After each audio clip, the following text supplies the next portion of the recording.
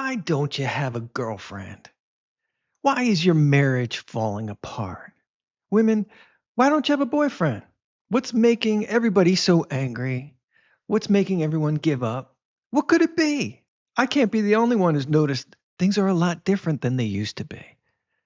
Let's check out something from Lungs of Faith, the crisis nobody's talking about, and let's see if we can find some answers. Let's just be open to this. Angry young men. Far-right extremists. Radicalize young men. Young boys. Young boys are being radicalized online. If you're a man, doesn't it feel like every woman hates you? The data proves you're right. Young women are way more progressive. Oh my gosh, yes. How many people feel like that? Let me know in the comments. Just an outward hatred right from the start. Like, hey, hi, my name's John. What's your name? You got a bad feeling about it all right from the start. Why don't men want to go up to women anymore? Because there's a seething, strong dislike from out of nowhere. You haven't even met me. You don't even know me. I've had many experiences where I just, and then in retrospect, I'm thinking, oh my gosh, that person just didn't like me right from the start. Looking in the mirror, is there something wrong with me? Did I say something wrong? Did I do something wrong? I was having a pizza in a local restaurant. I had a nice bar, really nice place. I was talking with some people around me, and a group of girls came in, and I was like, oh, look at that. Let me go up and say hello to them. I'm just an outgoing guy from an outgoing family. Just friendly, sociable. I like to talk to people. And they were pretty. So here's 3 or 4 girls. I walk up to, hey, my name's John. I saw you from over here. I just thought you guys looked interesting. Thought I'd come over and say hello. Initially, some of them were like, oh, hey, my name's so-and-so. And they were talking. Some reason New Jersey came up in the conversation. And I said, hey, that's where I'm from. And one of the girls said, where'd you live in New Jersey? I said, the last place I lived was Bergen County. I lived close to the train station.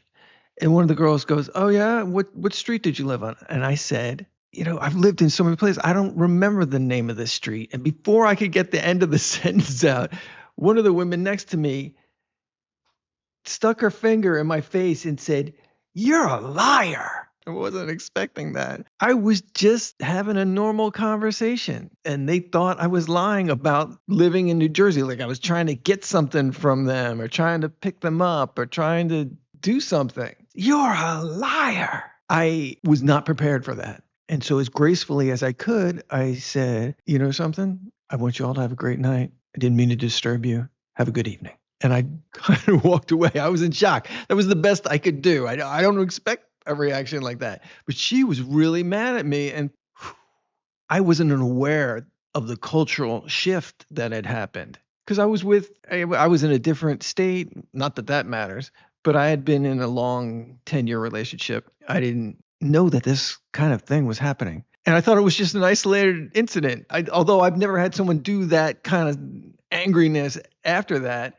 But there's been a pervasive angriness that I've noticed towards men. And I did not understand that at first. Let's see if we can get some answers from this.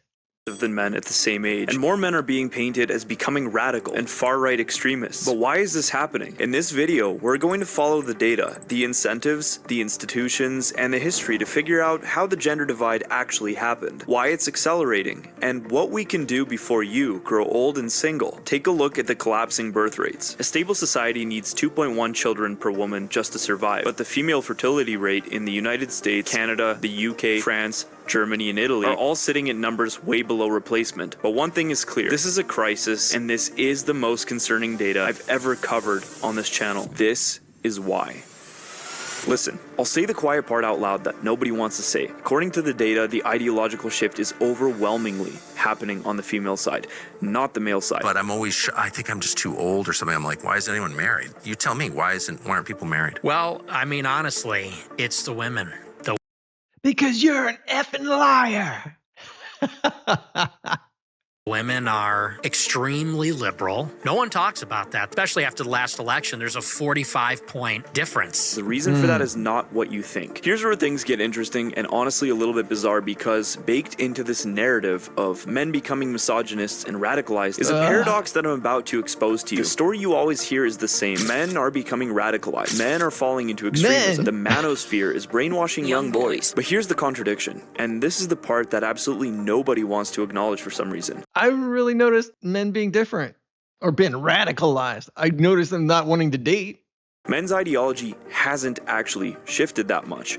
They've stayed roughly where they were about 10, 15, or even 20 years ago on many of the major points. And even compared to 100, 200, 300, and so on years ago, they're not radically different. A little bit more progressive, but not radically. The study we looked at earlier isn't the only one noticing this caked-in trend. That's not my opinion. This is Pew, Gallup, YouGov, take your pick. So think about this logically. If men stayed the same and women moved, why is the entire culture narrative focused on the male radicalization? Well, because of one thing. There is an agenda. They have made it clear to us. And if they didn't want us to believe that, they wouldn't be saying it. In 2019, the American Psychological Association... In the 80s, radical meant cool. It was like, radical. It didn't mean this. released an official guideline declaring that traditional masculinity, stoicism, competitiveness, leadership, risk-taking is inherently harmful. The United Nations, through the He for She movement, teaches that global gender problems originate primarily from male behavior patterns. Corporate advertising and HR, from Gillette to Nike to Dove, constantly portray men as violent, impulsive, or in need of ideological correction. Oh my gosh. I saw a laundry commercial the other day where the woman and the man were sitting on the couch, and the woman was huge and towering over the man, and the man was like this wimpy guy next to her. He's like, "Yes, dear." Yeah, and he was like, "I can't wait to do the laundry." I was like, "What is this?" Not that she had a lot of weight, but she was this, and he was over here next to her, and he's like kind of wimpy. How many commercials have you seen like that? And all the commercials are interracial. Like the man is one race and the woman is the other race, and the man is wimpy and incompetent. Like, how many times do you see that? Or like in a TV show, you see that so much. It's like, no wonder no one wants to go to see a Hollywood movie anymore. All the while presenting women as morally superior. And academia, especially gender studies programs since the 1980s, have built its entire framework on the idea that masculinity is a political problem that must be dismantled and re-engineered. So the message is clear across these institutions. Men are the issue, masculinity is the problem, and the culture must fix them. This isn't about, hey man, you're becoming too radical and it's hurting society and you need to stop. It's about, we want you to fit into our program. We already socially engineered and radicalized women in the 20th century, and now you just need to get on board with our agenda. Or else, we will label your perfectly rational view of life in the world as radical until you simply get tired of it and throw in the towel. And frankly, from my experience and the first-hand evidence of the internet, oh man, everybody's tired of it. Oh my gosh. Everybody. I don't see a lot of people who are really happy anymore. I remember, seriously, just a reality break here. Women used to be really happy. My friends were happy. The people I associated in business, the women were happy.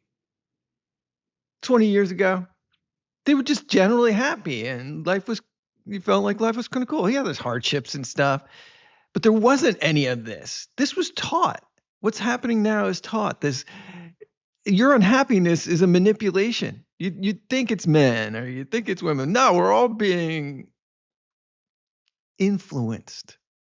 And hopefully this guy's going to get into it. Why we're being influenced. We're being influenced. I don't feel that way. When I'm dealing with people of the opposite sex, I'm generally aware that they're not happy. And if I'm interested in a woman, I'm talking to her, I quickly am aware that she's not happy. It had nothing to do with me. I haven't really said anything yet, but I could tell. Not she's unhappy I've approached her or anything like that. No, I'm talking something else. Just in the conversation, it very quickly goes negative and anti and this.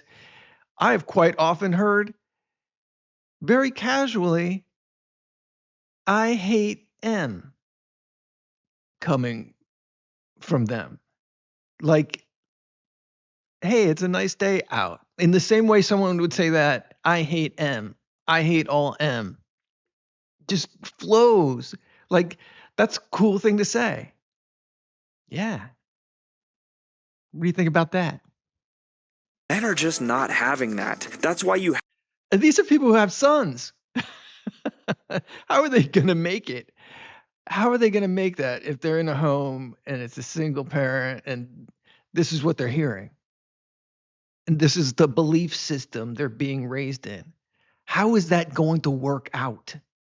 have the reaction of the manosphere influencers like Andrew Tate and guys like that, who I have to say I have my disagreements with as a practicing Catholic. You stretch a rubber band far enough, eventually it's going to snap back at you. Now all this starts to make a lot of sense when we look at the actual facts, and the facts are insane, because the really radical stuff happens at the incentive level, the incentive structures that society has placed for women. The modern economy rewards women for becoming more liberal and punishes them for becoming more traditional. Think about it. Women now earn 60% of Follow the money. Follow the money. Always follow the money. bachelor's degrees, 70% of master's degrees, nearly 60% of all PhDs, and universities are basically ideological factories, and their Why would anyone go to school? Why would you go to college? Why would you pay that astronomical amount of money to go to college to get a bunch of radical lessons about stuff that are going to pump you out to hate M when you get out of school? And then anything you learn in college is so dated. How are they going to keep up? Oh, I could just get my phone out and ask the AI, or I could spend 80 to 120K a year to be indoctrinated into hate. Why would anyone send their kids to college? Seriously? If there's ever an outdated paradigm, it's that. You're going to take a loan to do that? What kind of brainwashing is going on here that people are still doing it? Oh, yeah, we're going to send the kid to college to get all wasted at a frat party and come out hating them. Oh my gosh, it's so ridiculous. ideology is overwhelmingly progressive. And what exactly do universities incentivize for women? Career-first identity, anti-family framing, don't settle too soon, distrust of men, hyper-individual autonomy, therapy language morality, gender-based activism, secular spirituality over religious commitment. None of this is a conspiracy, it's just the modern incentive system, and I think they would happily admit that to you. And they're all trying to sell this perspective to you that it's all coming from an organic feminist movement. This is all just grassroots, and it's just natural. This is the natural progression of life. Money, but money, the money. evidence just becomes overwhelmingly against that. When we look into this with sober eyes, these schools are not neutral playgrounds. According to a Manhattan Institute study, 7 out of 10 students in the US are exposed to at least one critical social justice concept in K-12 classes, even in private and parochial institutes. Does it sound like a cult to you? Another study found that most schools in North America teach left-wing racial ideology as if it were an established fact, even though it's highly disputed. Global parliamentary researchers in Australia concluded that progressive ideology is so deep-seated that most teachers don't even see it as an ideology anymore. And when you look at education schools, the institutions that train teachers, one historian observes that progressivism is the ruling ideology there. Again, none of this comes to us as a surprise, but these studies back it up. In other words, the pipeline for ideology runs from teacher training to curriculum to classroom classroom, all from one source. And if you question it as a teacher, your entire career is at risk in places like Canada. The tenured professor Francis Widdowson was terminated in December 2021 after publicly criticizing the university's indigenization agenda and other ideological positions. And you are no longer employed at Mount Royal University. What happened? An Indigenous scholar activist, Conform because or I be was cast out. defending a journalist who had been pushed out of her job for referring to a book title that had a racial epithet in it. And as a Freedom of result speech. of that, this Indigenous scholar activist We don't like by that the name anymore? of Gabrielle Lindstrom, who now goes by the name Gabrielle Weaselhead, she mobilized an anonymous student group against me. A whole bunch of her supporters piled on. I was found to have harassed her. An arbitrator later ruled her firing as disproportionate and unjust, although she never regained her position. Because a number of Indigenous scholar activists and a trans activist feel unsafe about me making arguments that they don't like, it has been the arbitrator decided that I couldn't return. This shows a concrete People have families. They need their job. Is everything, you need to lose your job? nonconformity led to professional consequences in a university setting. But it's not I'm not completely comfortable 100% of the time, so you need to lose your job. And this institution has to save face, so they have to get rid of you, and they have to make an example of you because of the current trend of culture, which changes.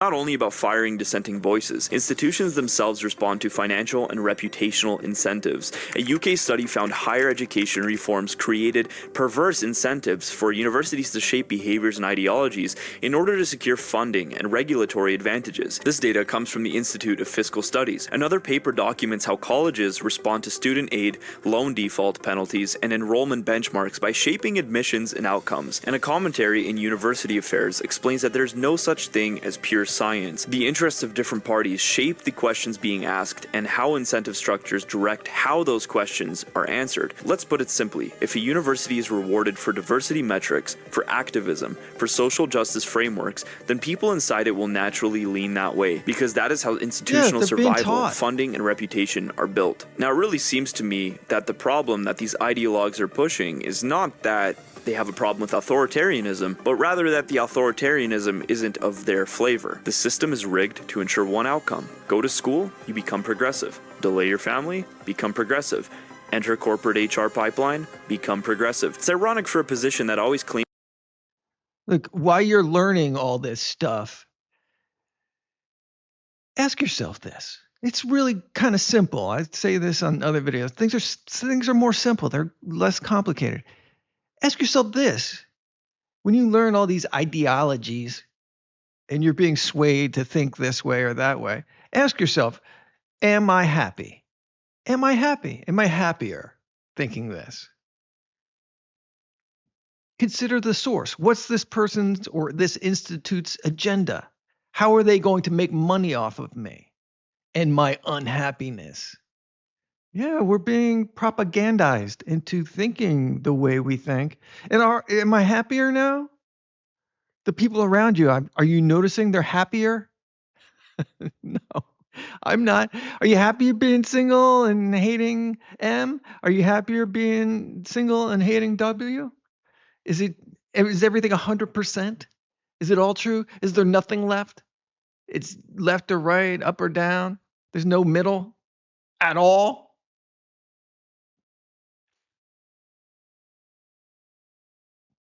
women aren't given a chance and given a choice in a patriarchal society, but are they really being given a choice There's here, another word. or is the outcome completely fixed? And if they were really given the choice, which one do you think they would choose? If we had a university program specifically funded and dedicated to training women to become better wives and better housekeepers, how many women would quit their STEM degrees in order to pursue that? Personally, from talking to a lot of women in my generation, I think a very high number would. But things only That's really interesting. And I think it's true. It is very difficult for a woman today to want something traditional like a family and to stay at home and take care of them. Seriously, we've been brainwashed into thinking like, okay, have a kid and then immediately go back to work and drop them off at daycare and have someone else raise your kids. And that's okay. That's become, I realize there's economic things and people still want to have a family and they economically can't afford to do that. But if you can afford it and you're letting you got your 3-year-old kid, you're dropping them off. People are strangers. You don't really know them. And that's your date, and they're raising your kid. Boy, we've been sold a bunch of stuff. But my original point is this. There's a lot of pressure women feel from their friends and the women around them and school and society and stuff, not to feel like that's a good choice for them to stay at home, take care of things on that end as the man goes and takes care of things on this end. Do I care? Do whatever you want to do. But demonizing that is crazy. That's a fun life. My mom stayed home and did that, and she was really busy, and she had 5 kids, very involved in the community, very involved in schools, and she was a teacher before she left that and decided to raise a family at home. But she had a fantastic life. If you could watch her life, most women out there, compared to your life of going into the office and getting that great career and being a slave to that stuff that you really want, you would cry your eyes out. My mom had a fantastic life. She socialized. She got to spend time with her children. She had a garden. She vacationed. She planned trips. She took care of my dad. She had fun cooking. She had a tremendously awesome life. She got to go to the country club. It was a really great life. And I don't think a lot of women today are aware of the potential and how awesome that is. Compared to like your life in the office and your career, I would stay home and cook, and it's, dare I say, it can be a better life. It could be a lot more fun. It can be a lot more fulfilling. It really can. You don't realize it because everyone's making fun of you. They're like, don't do that for a man. I hear that, that's the advice. Women come up to me and say, yeah, I'd love that. I really want to be a mom and but I can't tell my friends that. I can't verbalize that to my friends. There's such a force. There's such this indoctrination and demonizing of that kind of lifestyle. It's just a choice to go that way. And it's a fine choice, but it's been this new radical belief system that's not a patriarchy. That's this, that's that. It's like, well, how happy are you? You seem very unhappy on your antidepressants and your therapy and your self-care and all the language you're using. Are you really happy listening to your friends spoil your relationship? Pick apart everything a man does, every single text he writes, everything he suggests, if he makes a mistake, your co-remuneration with your friends, yeah, it's destroying your relationship. All right. Everyone needs to get a divorce. Is it really so bad? Is it every relationship so terrible? Or is a belief system being shoved down your throat and you wake up 20 years later and you're like, what the heck did I do? What the heck did I do? While women were being funneled into universities, corporations, and institutions that shape political ideology, men are quietly walking away from the entire system. And this isn't speculation, this is hard economic data. Over the last 15 to 20 years, more than 7 million prime-age men ages 25 to 54 have disappeared from the workforce in the United States alone. Where exactly are they? They're not... Yeah, you want to deal with that radical HR department? And there's no men in there, and they're setting these rules of behavior, and you're afraid to look away from your computer screen? Yeah.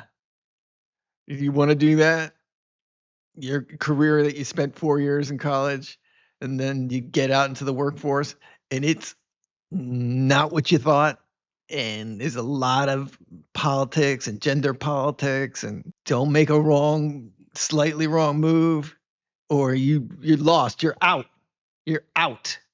It's tough. Not in school, they're not in training, they're not in job hunting, and they're not transitioning between careers. They're simply gone from the labor force. But why? Are they all suddenly Bitcoin millionaires and just don't need to work anymore? I wish. Are they living off the backs of female slave economy?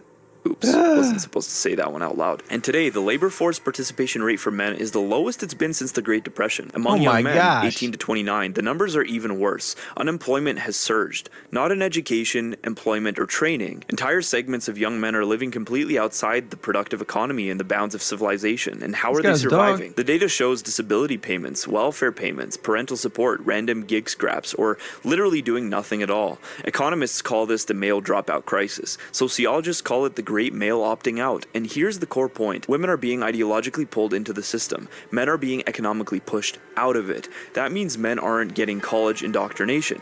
Men aren't embedded in corporate HR departments. Men aren't absorbing ideological messaging That's 8 true. hours a day. Most men aren't even in the building. So of course men's worldview stays relatively stable. They're not inside the institutional machinery that rewrites ideology. Think about Whoa, this is really hardcore and radical. No, it's not radical. It seems to be what a lot of people are noticing. Let's take a look at the comments and see what people are saying. This is a long one. I'm going to link it down below, and you can watch the whole thing. It gets into some really interesting historical perspective.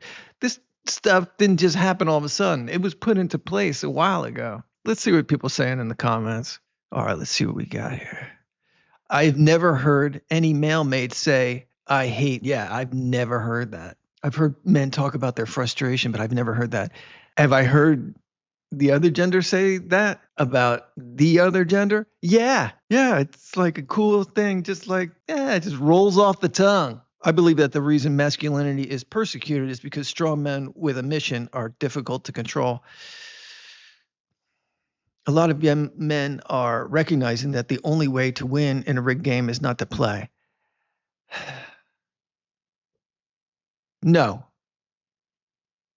I don't think so. I think we have to participate in some way. We have to be clever, and you always have to be a man in the end. I do not prescribe to that. Quote unquote, radicalized men is just the boomers sulking that young guys aren't buying into post WW2 liberalism anymore.